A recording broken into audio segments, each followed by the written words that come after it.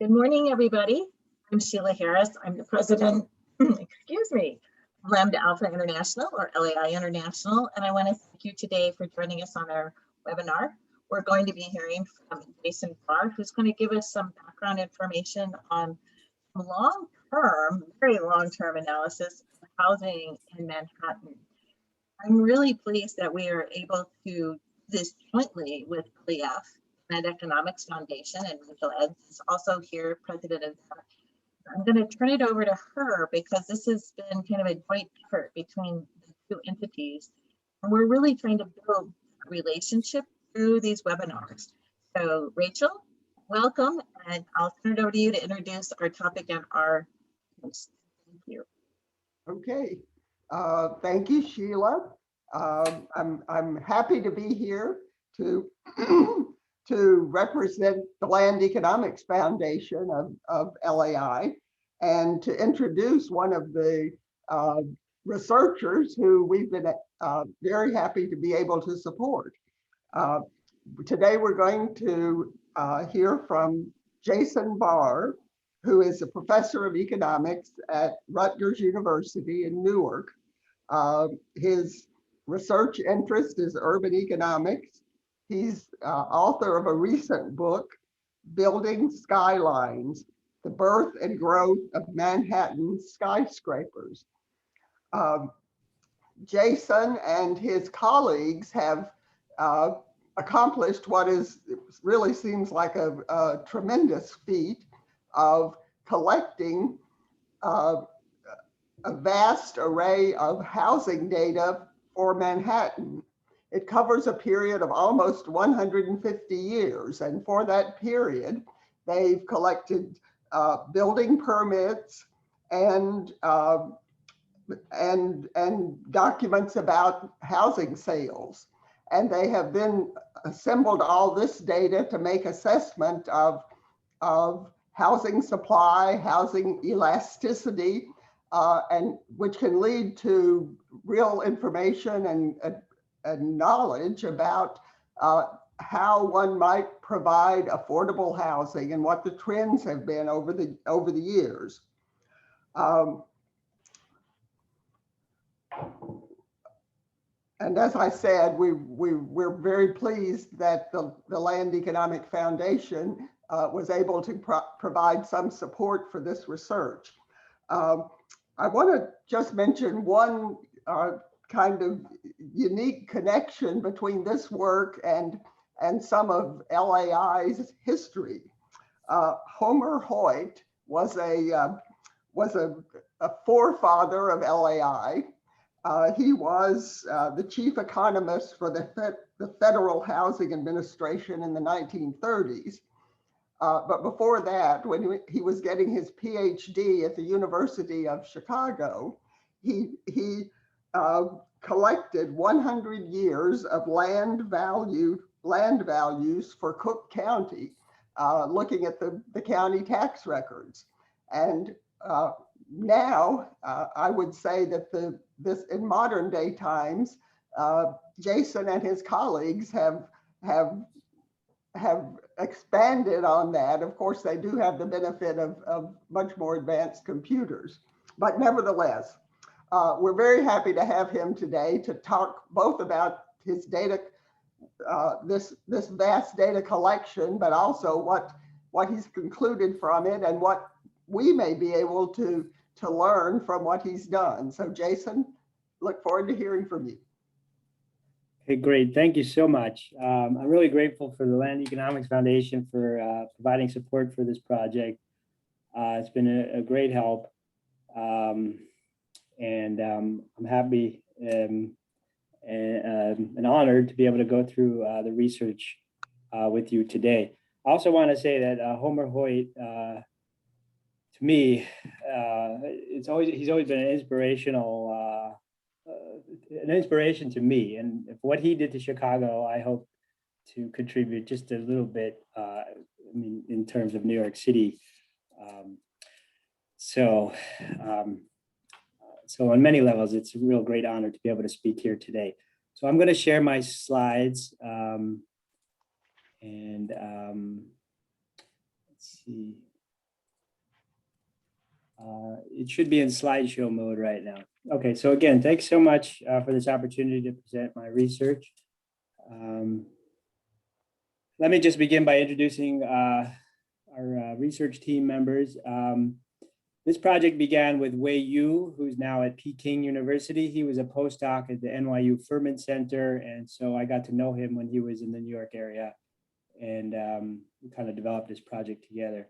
But I've had tremendous help. We've had tremendous help from two of my master's students, Ujjani Desarazu, who she just graduated with her master's. So I just want to give her a little plug. She's on the job market, and she's an amazing student, has great economic skills, great computing skills. So if you're looking for somebody with you know, an economics background, great computing skills, and really the grit to grind through data, I highly recommend her. Okay, so and if you want her contact, just let me know. And Xiaoji Wang, he was also a master's student. So yeah, he's returned back to China. And anyway, these guys, just gotta say, they sort of helped me grind through a lot of data processing. Okay, that's Ujjani. All right, so let me just give a brief outline of the talk. I plan to talk for maybe about 35 minutes. That's the goal. I think I might have too many slides, and so if I find that I'm dwelling too much on one section, I might sort of just speed up or something like this. But there's always plenty of time. I believe, you know, we've set out like 15, 20 minutes for comments and discussions and questions and things like that at the end. So if there's something that's not clear that you want me to come back to, there'll be time for that at the end. Okay, so I just want to introduce the idea of what we've been working on and some of the motivation. Talk a little bit about economics, not going to go into like too much nitty gritty, but I just want to lay out the way economists think about housing. Then I'll just talk about the data collection a little bit, just show you what we did, and then get to the results. And then I've added a discussion about policy suggestions. So these are some of the ideas I've been thinking about. The statistical methods and results don't directly lead to the policy suggestions, but there's a connection there nonetheless, and I'll explain some of that when I get to it. Okay. So the real motivation for this is just a housing affordability problem in big cities, particularly in New York City, but other big cities in the US are suffering from affordability issues. Obviously, the COVID pandemic has decreased prices dramatically, especially in central cities, perhaps not so much in suburban areas. But I mean, there's every reason to believe that if there's like a post-COVID boom and people are returning to more or less normal lives, then prices will probably start to go back up again.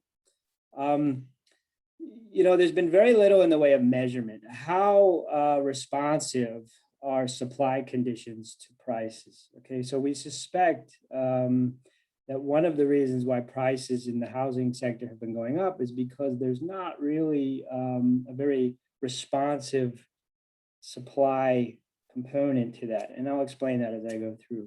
So this project aims to study this question of supply responsiveness in a very long run context.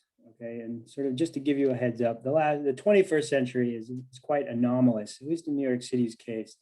And housing prices trajectory is not really something that's been seen throughout the long history of New York.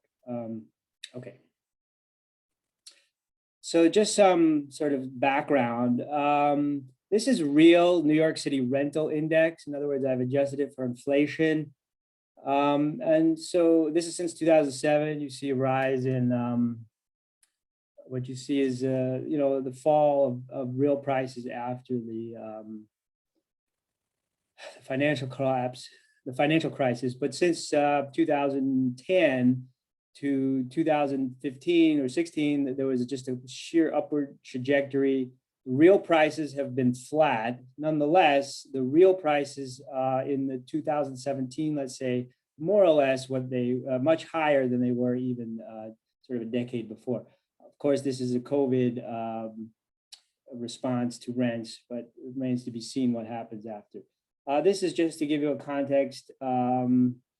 Housing price indices in 10 major cities. In New York, while it's not the worst in the pack, but if you look at this in the year 2000, the indexes for these cities across the US were at 100. All of them are above 100 today. And LA is at the top, but New York is double. Okay, so this doesn't necessarily adjust for inflation, but it shows you that after the financial collapse, the rebound has caused prices to rise. Now, this is from 2015, tracking rent affordability. This is from Street Easy, which is sort of the Zillow's New York City arm, if you will. And what they did was they calculated the rent to income ratio, and you can see where it's deep red. These are neighborhoods that's where the estimates, the typical New Yorker will spend nearly 60% of their annual income on rent. And it's even worse in some of these lower income neighborhoods in northern Manhattan and in Brooklyn and Queens. So, rent affordability, housing prices, these have been creating major problems for people. And this, is obviously of important concern. I don't want to overplay this, but when Mayor de Blasio was elected, he had this sort of 10-year housing plan.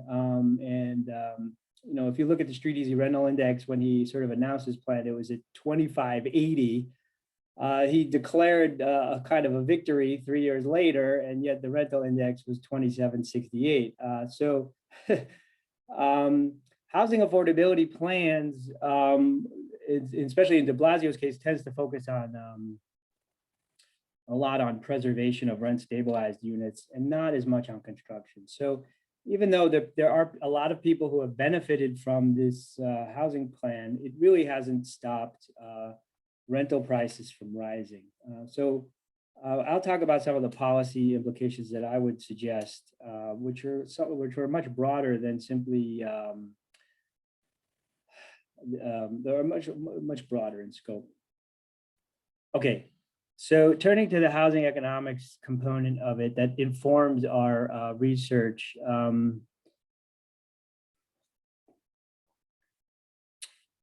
So housing price increases can come from either the supply or the demand side. The demand side, if you're looking at the demand side, that with rising demand will cause increase in prices, holding supply constant. And so where would the rising demand come from?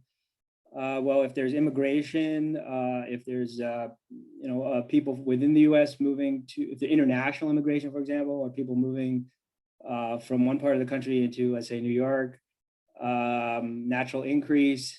New York births have the number of births in New York have far surpassed the number of deaths over the last decades.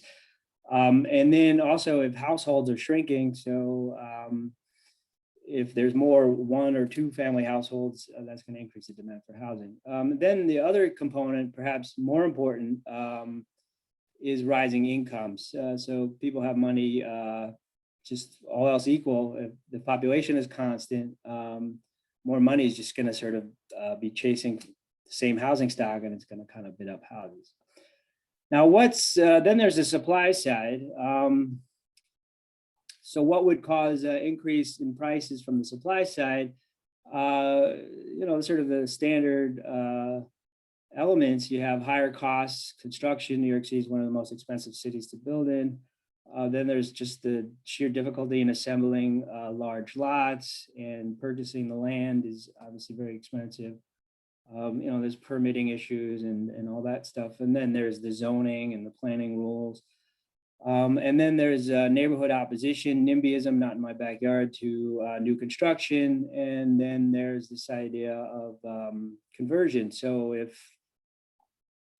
for example, if somebody buys a condo and then they buy the condo next door and then they use it to create one apartment, then that's going to reduce the number of units available. So all of these elements are, in theory, working to reduce the supply or the growth in the supply of the housing stock. Okay.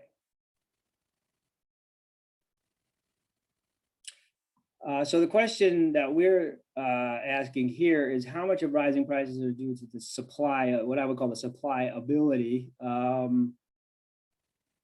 There's certainly a lot of anecdotal evidence that supports that there are limits, supply limits in big cities. I mean, New York does build. I mean, there's a lot of building going on, but it's a question of relative scale, and I'll give you some indication of the relative scale shortly when I show you some of the data results. But it's not that New York doesn't build at all. It's just a question of how rapidly it builds in response to the rising demand.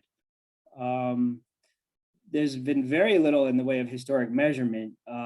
So one of the objects of our research is to put current housing situation in a long run historical perspective.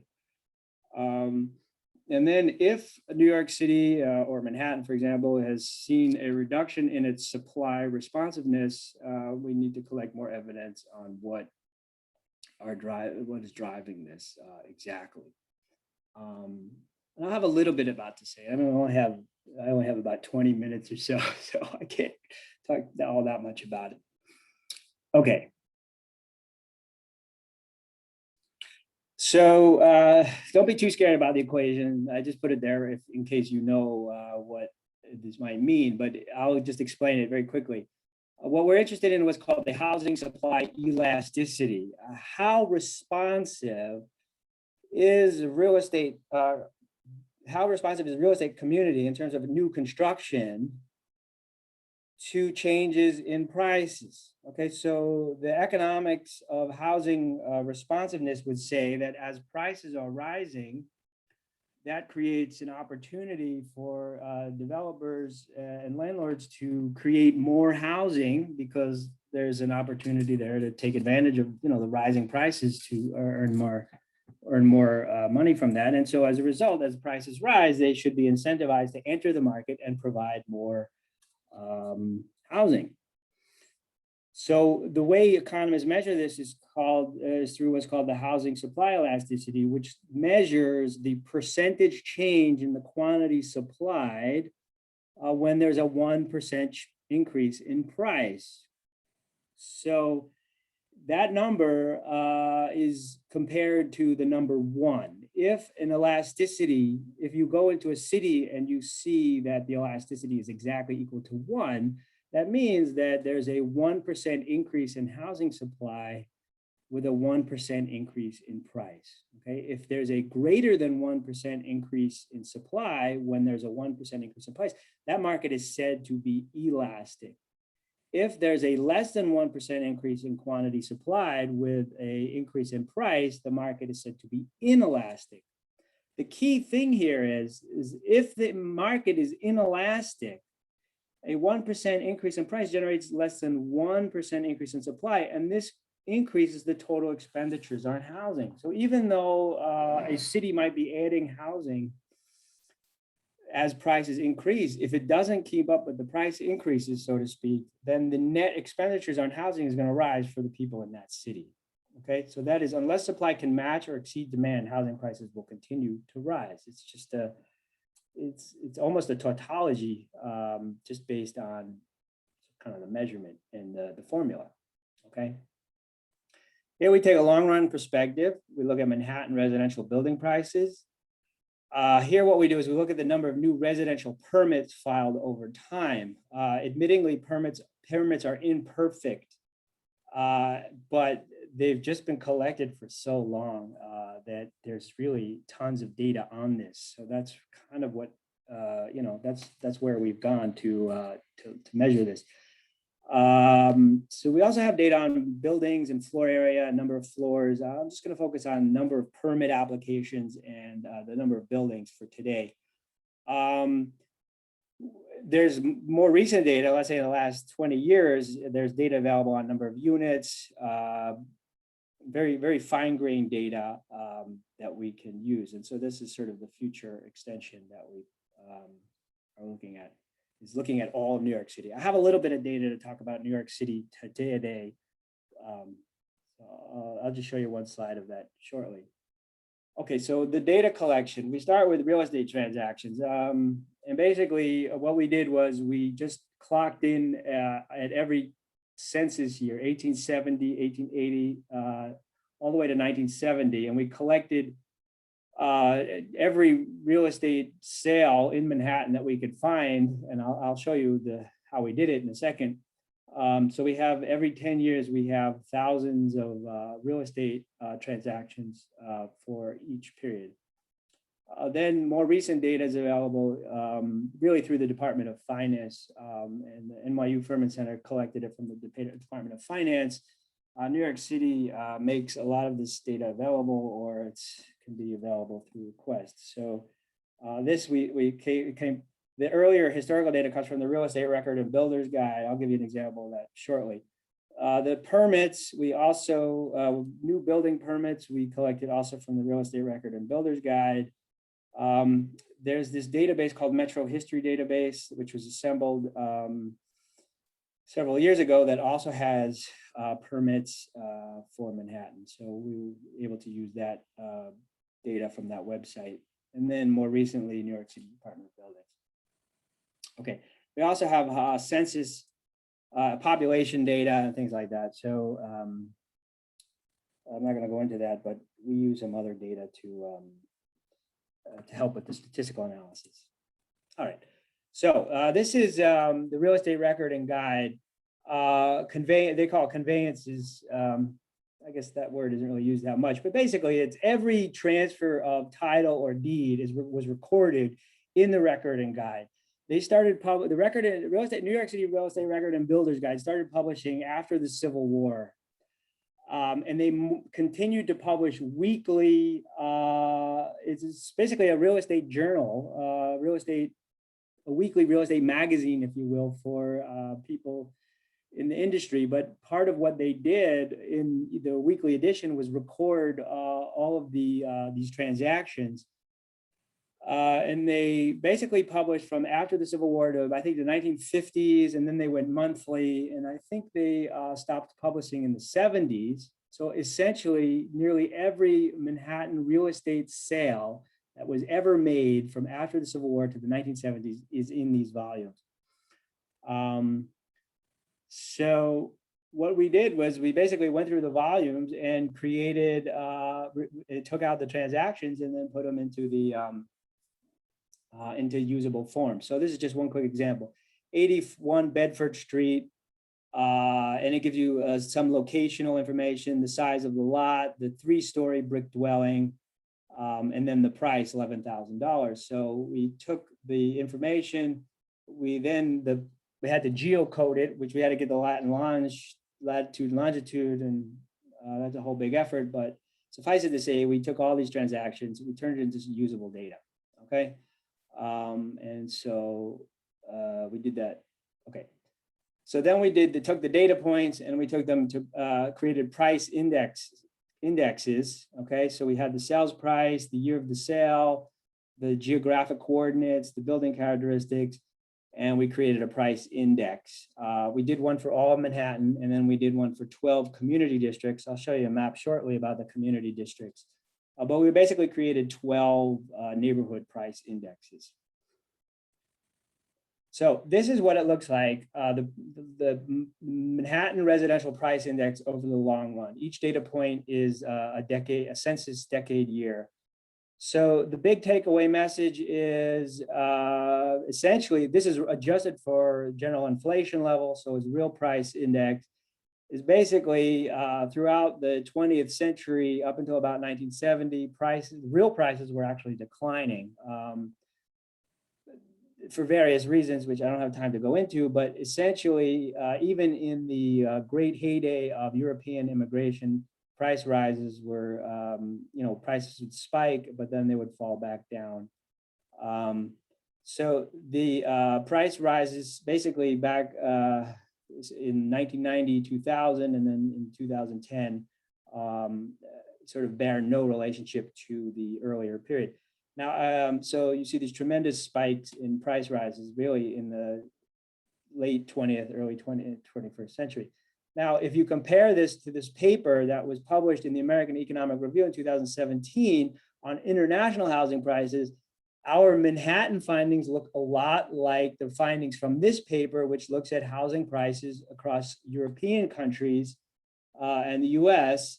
And again, you see what they call the hockey stick index, where prices are flat in these countries, the Netherlands, United Kingdom, United States, and then you see these tremendous spikes in the last, let's say 20 years. So it was sort of gratifying in some sense to see our index looking a lot like what had been found for countries throughout the world. Very similar pattern.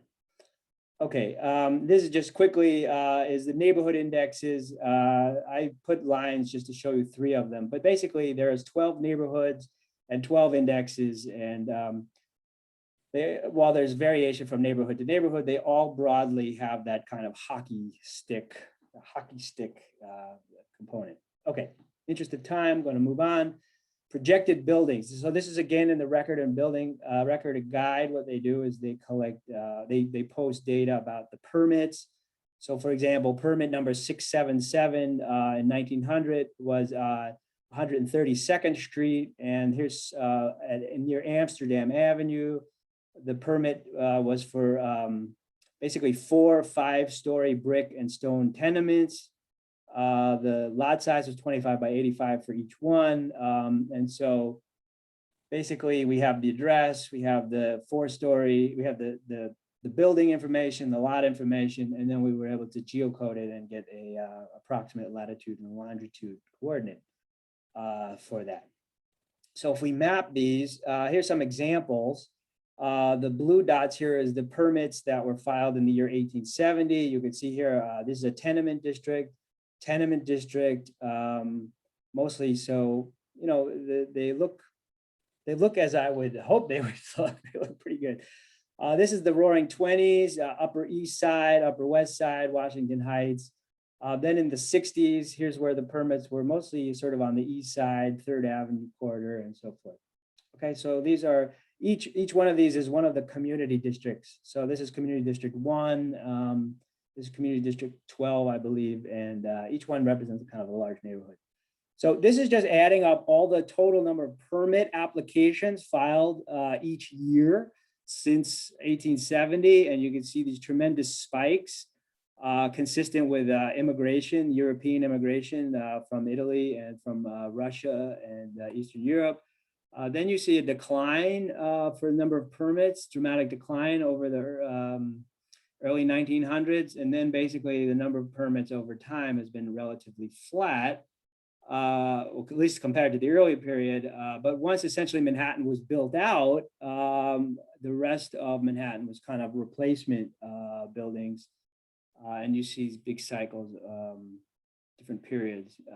You see here, there's a bump up in the 2000s, but historically it's minuscule compared to when they were really sort of building Manhattan for the first time. Okay. The measurement problem, I'm not going to spend too much time on that, only to say that we want to measure the elasticity and see what it looks like compared to the number 1. Anything above 1 suggests highly responsive. Anything below 1 means relatively unresponsive. So here's the kind of the big takeaway of all of this. You know, you crunch all these notes, you spend many hours processing data, and it all kind of boils down to one graph, which is what the elasticities look like over the last century. These are sort of average for 20-year periods. Again, I'm happy to explain at some other time what we do exactly, but suffice it to say that here's the number 1. Here's our benchmark. For much of the early part of the 20th century, just focusing on the last century, the elasticity was well above 1.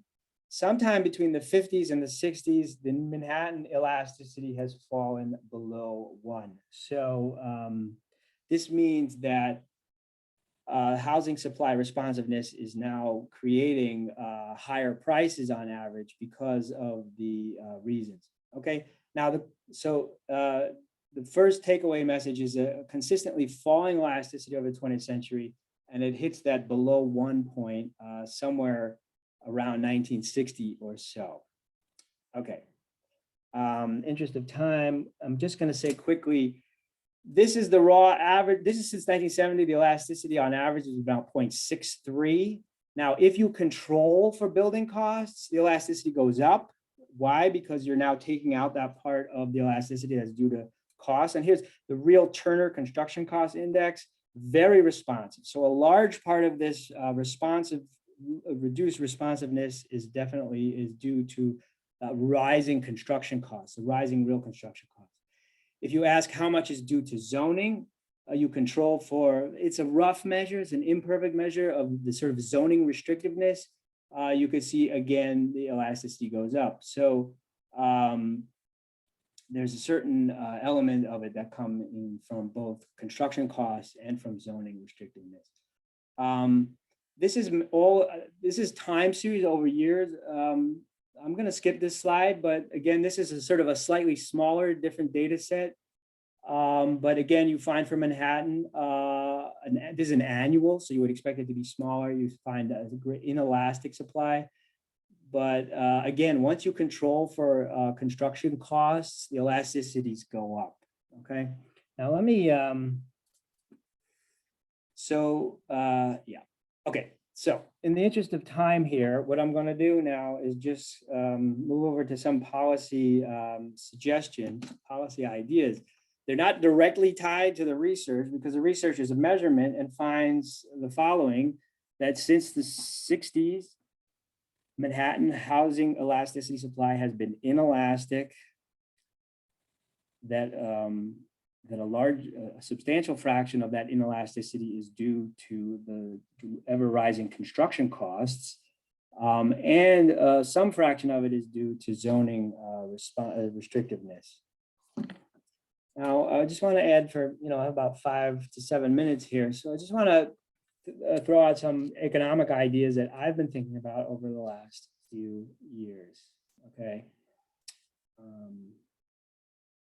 So this is big picture stuff. Big picture stuff. Okay. So this is what I would call my 4 prongs of affordability. I'm going to spend very quickly going through each of them, and then we can, if we have time for discussion, I'd be happy to, discuss more. But the 4 prongs of affordability would, in my thinking, boils down to first, transportation, supply metrics, promoting new supply based on the metrics, and then what I would call buy-in. All right. Now, you can't just say, okay, we're going to subsidize housing, or we're going to preserve rent control and declare that victory. I would say that any housing supply program has to begin with transportation. The housing and transportation are in some sense, are two sides of the same coin. So if you ignore transportation and just work on housing, you're not really going to fully solve the problem. Any housing affordability plan must start with a plan to dramatically increase mobility. People resist. So one of the elements is the reason why people are resistant to big scale changes in the housing market is because they think, well, okay, if I get priced out of my neighborhood here, where am I going to go? But if there was a much greater focus on resident mobility, transportation mobility, then some of that can be mitigated. But we should just consider some metrics about residents of a big city like New York, that there should be much greater access to, the key metric here is, can a person get to any other point within the city, let's say within an hour or something like that. So the goal should be what's the most way to move the greatest number of people. I have a blog, and on my blog I have some ideas to how to better kind of allocate scarce resources of New York City's transportation system, both cars, subways, buses. So I'll just leave it at that. The first thing has to be that we have to start thinking about how to enhance and increase the mobility of residents in the city. Okay, But the key here for housing affordability is to begin by developing neighborhood metrics of supply versus demand. In another study, I looked at vacant land sales and in Manhattan, and the vacant land sales look a lot like the housing price sales that I just showed you. But I created what I made this up myself. I call it the Aster Index. What I did was I took the ratio of vacant land prices to the land prices with housing on it. Okay, so vacant land relative to land with housing on it. And I call it the Aster Index for John Jacob Astor, who's a famous Manhattan real estate investor. But anyway, if you look at the ratio of vacant land to land with buildings on it, between this in the 70s up until even the middle 90s, that ratio was generally speaking, hovered around 1, as it should. In other words, if vacant land sales start to get too high, it should increase supply, and then the vacant land sale prices should fall somewhat. The vacant land sales get out of whack starting in the 2000s. And what that means is that the value of vacant land is almost an order of magnitude greater than the vacant land, than the housing price land. Okay, that's a real suggestion of an affordability problem. P minus C is just, we should look at the neighborhood prices of housing relative to construction costs. And if there's this huge wedge between the market price and the replacement costs, again, that suggests frictions or barriers to new construction. Also, the 30% rule of rental to income should, on average, shouldn't be more than 30%, or housing costs, shouldn't be more than 4 times annual income. Neighborhood metrics should also look at vacancy. Okay, so we would want to see neighborhood housing vacancy rates, let's say 6-7%. Right now in the regulated sector, New York, housing vacancy is like 2%. Okay. Upzoning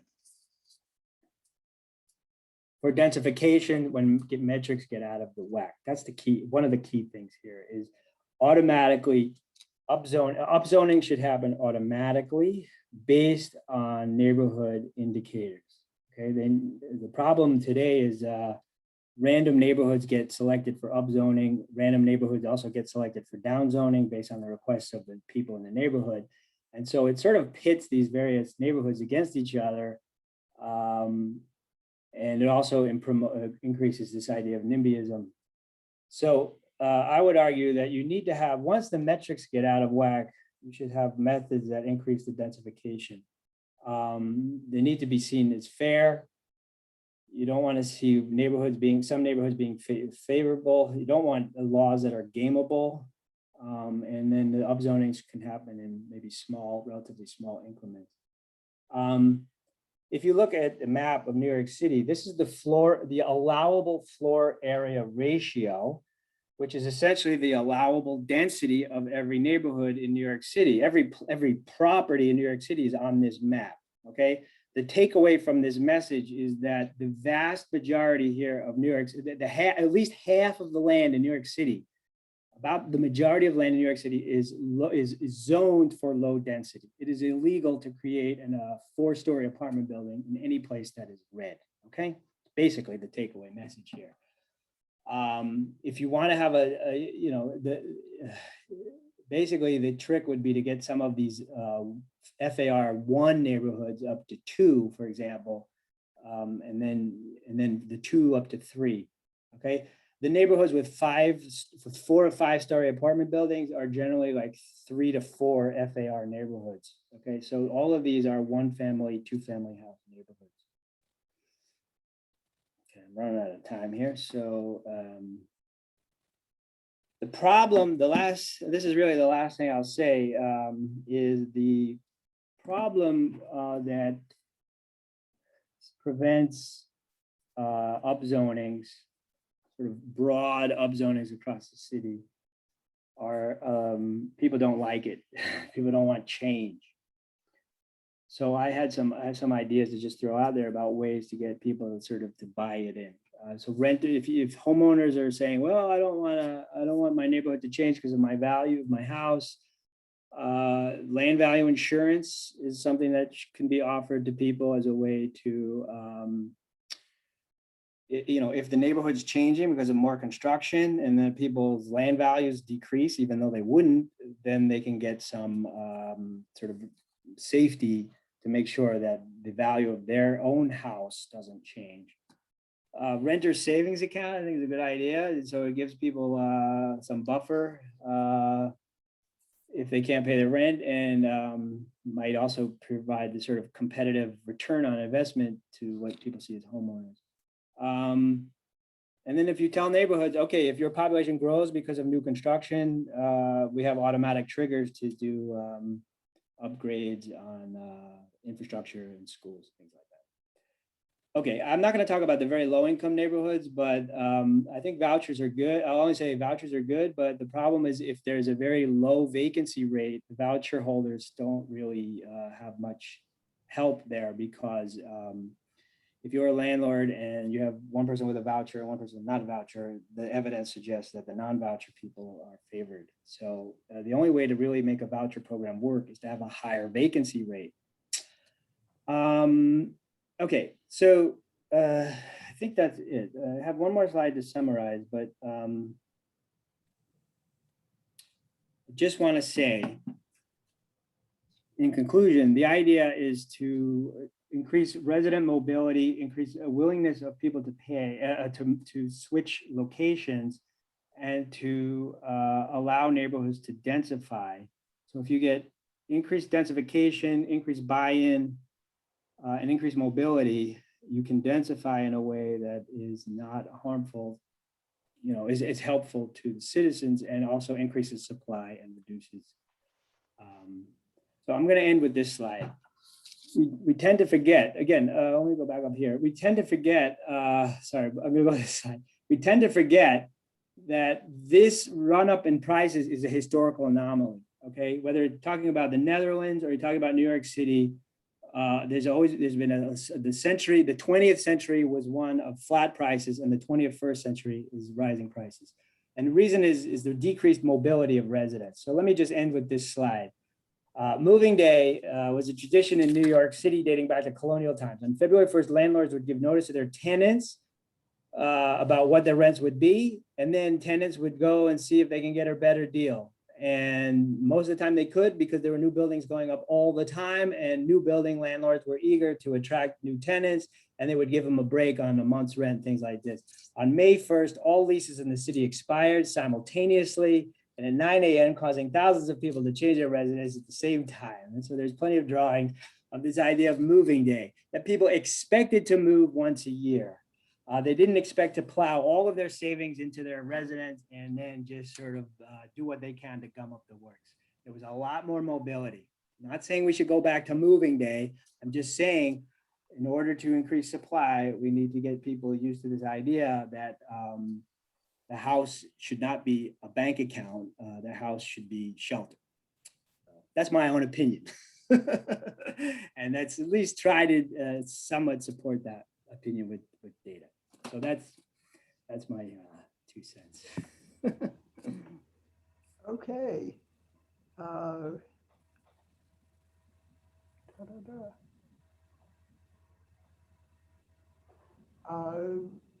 Hello, am I on there?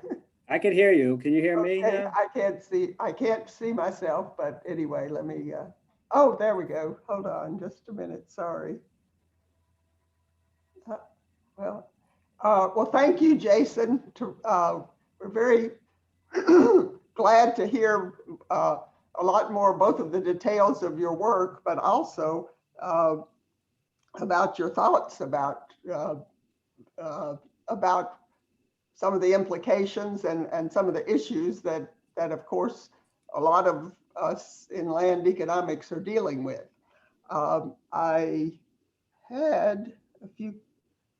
I wanted to remind people that they could enter if they have any questions, they should enter them in the chat.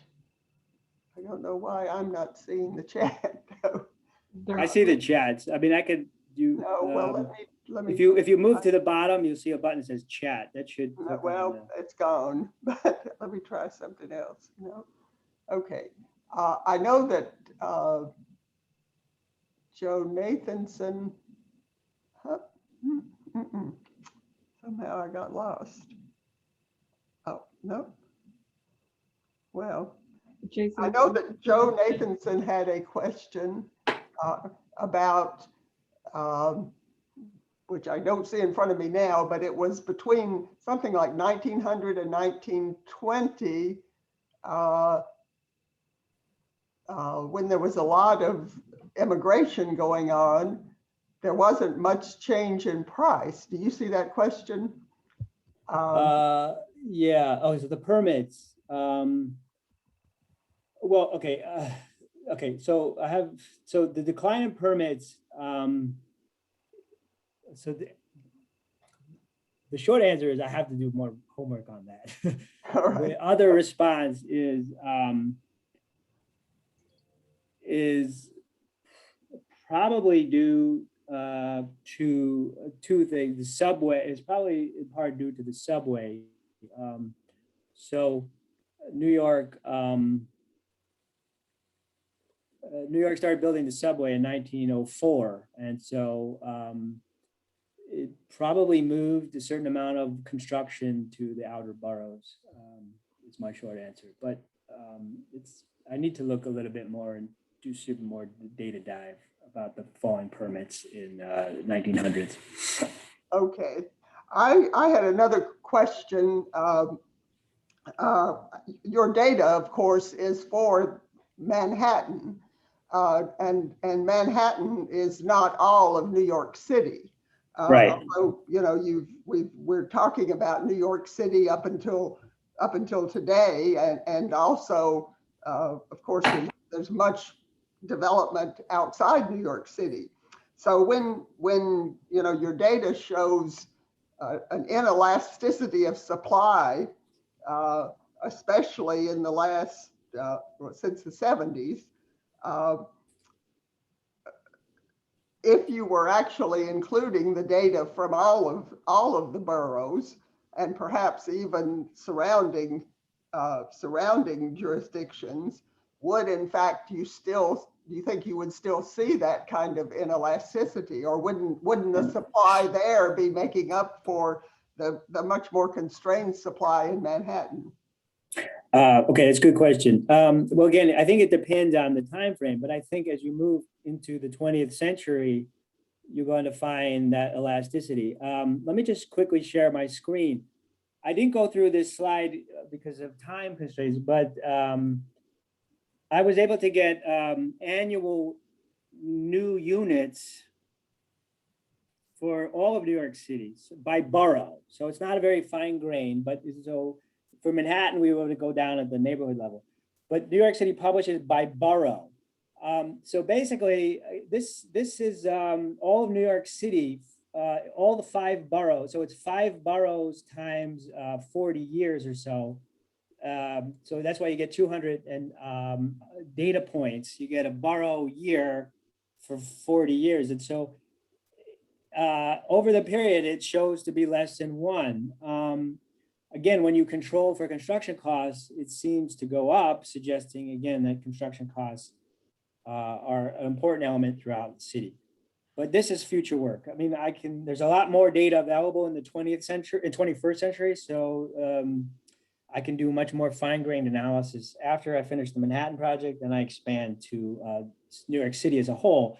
But certainly the bit of research that I've done so far on New York City suggests that the problem is not just Manhattan, it's citywide. Okay, all right, thank you. Here's another question from Richard Cook. Okay. And sorry. I see that. I had it and it disappeared. Here, I can read it. Can you explain your slide on vacant land prices to land values? Yeah, so I'm going to share that. Do you see the, you should see the slides, right? Hopefully you see the slide. Okay, So in another project, not this one, we collected something like 3,000 vacant lots sales in Manhattan from 1950 to the present.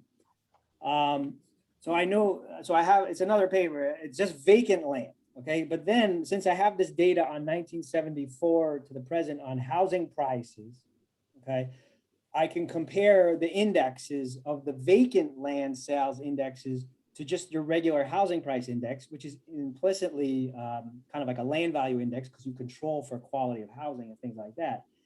And so basically, if you start the index at 100 for both types of indexes, and so in 1976, you set the index for the vacant land at 100, you set the index for the housing prices at 100, and then you just keep taking the ratio over time, and they really start to diverge. Basically, what you're saying, what I'm looking at is the vacant land sales indexes diverges from the housing price index.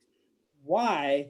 Because the right to redevelop a piece of vacant land was something much, much denser and valuable. I mean, part of it is obviously, the upper income people can outbid lower income people for the housing in these redeveloped vacant lots. But there's this divergence in vacant lot versus housing prices. And this is saying that there's not enough building, that when a vacant lot comes up for sale, it's really super profitable relative to the income that a ordinary apartment building is earning. And it's saying that these two things should not get out of whack. If they do get out of whack, market forces should push them to be closer to each other. Right. And that happened until about 2000. And then I see these two things. Yeah. I think actually Richard's question was partly just about definition of what you were dividing. Is the land value portion only the land price with the building or without the building, or does it include the vacant land is vacant? It's empty lot. Right. It's empty. Now, why is it empty? I go through this all in the paper, but there's no statistical reason to believe that these vacant land lots are somehow unusual. Vacant lots come up all the time by random. Either there used to be a parking lot or anyway. So does that answer the question? I think so. And then when you're showing a non-vacant, it has both the price of the land and the improvements in the right. But I control for the improvements because I have characteristics about the house. So in other words, you hold constant the improvements and just look at the change of average. It's essentially a land value index with a building on top of it. If that makes sense. Right. Here's a specific question. Are the international graphs you showed also deflated data or nominal? Okay, so the short answer is I'm pretty sure they're deflated, but I'm pretty sure they're deflated because I have to go back and check, but like most economists would show only the real index. That's sort of the convention. So okay. I'm happy to give you the paper title, or if you want me to email you later the details, I'm happy to do that. But this hockey puck thing reflects the price of housing itself rather than general price levels. So okay, good. There was one other question. Will your slides be available? I know we're certainly going to post the this whole webinar. It will be posted through LAI, but would your slides also be available to us? Yeah, absolutely. I mean, good. Okay. I could put them I could email them, or if you want to come up with a link, I could do it on Dropbox, or if you have a link that you want to add to your website, that's fine. Whatever. These slides, more than happy to share in whatever manner possible. Great, thank you. We'll figure that out with you. Seems fine. Okay. If there are other questions, people, we still have just a few more minutes, but I guess I wondered if there was any more information you might give us just about your data collection and some of the, some of the experiences you and your team had to go through to actually find these journals. Where did you find them? What kind of shape were they in? Anything like that? Sure. Well, just through all my researches over the years, I knew that the Columbia University Architectural Library, it's called Avery Library, in their basement, okay, they just have the record and guide in hard volume. So I knew about it, because it was just always something that I had stumbled on like maybe a decade ago, and I was just, oh my God, from an economist point of view, to see all of these sales and all these building permits just in these bound volumes in the basement of the library. Just, I don't know, because I'm a data nerd of sorts. I got really excited. And so actually some of these are online now. Columbia scanned a lot of them, but nobody's ever converted them to data points in this way. So this grant actually allowed us to convert, a lot of this to actual real usable data in a way that never existed before. So I knew about them in the basement of the library and just was hoping someday to have the opportunity to convert as much as I can to usable data. So yeah, yeah. Good. I don't know if other cities do this, have this kind of data. Good. We're beginning to get a couple more. Do you have a policy suggestion to overcome the impact that construction costs have on supply elasticity?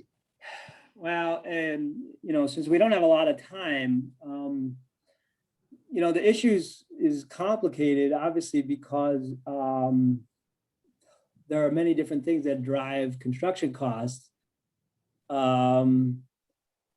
So I don't know if I have enough time to sort of go through these. The only thing I'll say is that subsidy, I have no problem of subsidizing the cost of construction, but subsidies can only come if there's the room to build.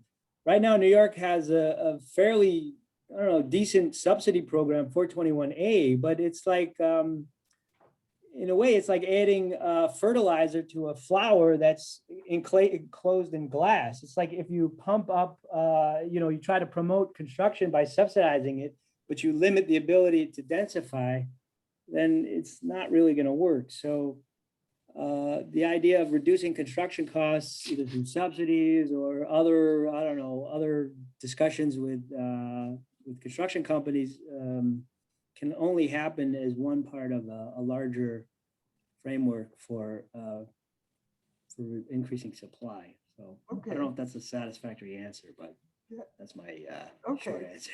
Good. Here's another one. Can you talk a little bit about the Hong Kong approach? Okay.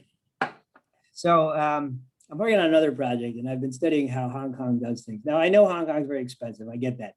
But the problem with affordable housing in general is, or I should say the problem that New York City has is that occasionally you have these big lots come up and they're just sold and then they're, kind of rezoned. But if New York City wanted to have more of a say over what happens, it should consider, buying up these old industrial zone, big lots, many, many acres. And then it could auction off the ground lease, like a 75-year ground lease. So this way, you specify what the development, the project's going to look like in terms of density and different kinds of uses, and how much specifically would be for very low income and so forth. But the point is, New York City could have a little bit more control over building affordable units by sort of doing this ground lease approach. It's just an idea. What was I going to say? Because this way, the land values the ground lease values get set based on the parameters rather than the land values being set based on being based on the market value. So in a way, it inverts this land value question and allows the city to, in some sense, kind of take advantage, in some sense, have a little bit more say over how housing gets supplied. The other thing I'll say is, development is piecemeal. You buy a lot. Maybe if you're lucky, you can get a lot that's 10,000 square feet. But if you're going to build affordable housing, you should be building it in scale. That's just the way it is. The way to take advantage of lowering costs is to build in scale, and just nobody does that anymore, really. And so, if the city wants to take advantage of building in scale, owning large swaths of land and selling ground leases might be one approach to consider. Okay, we're almost out of time, but there are two more questions here. Maybe we can do them kind of quickly. And although both of them are a little broad, but what do you think about the impact of work from home? If the current upsurge sticks, it seems like this would have a big impact on residential mobility. Okay, so obviously all of this is sort of the work from home.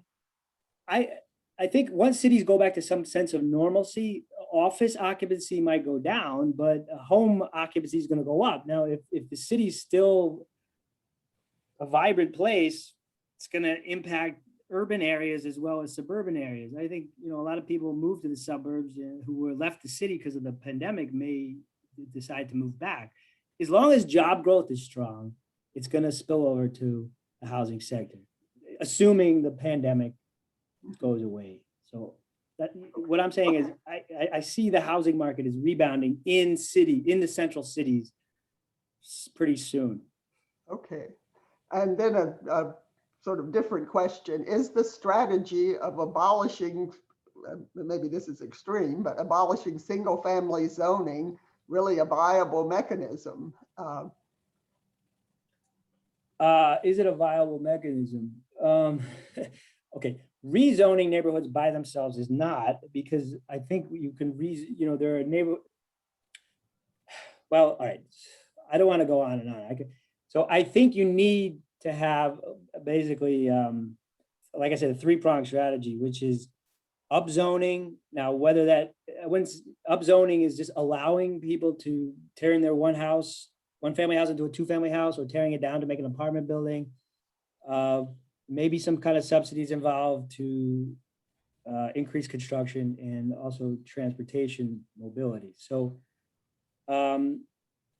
if I can't answer this question, but the real question is, if you have an inelastic market, what are the steps you need to make it more elastic? Once you go from inelastic to elastic, housing prices will start to moderate or even fall.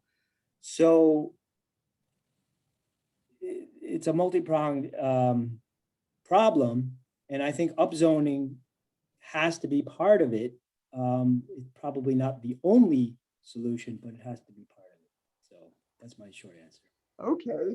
Well, Jason, thank you very much. We really appreciate both your explaining this tremendous work, but also, how it has implications, and then I guess getting us beyond that to think of how it applies. So Sure. I want to thank everybody, and I apologize for this phone. Just 1 minute.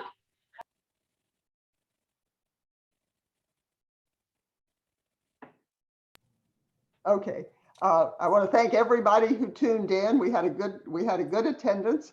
I also thank people who have supported the Land Economics Foundation, and we encourage you to continue to do that. And we hope, like this, we'll be able to show you some of the work that we're supporting. But again, thank you, Jason.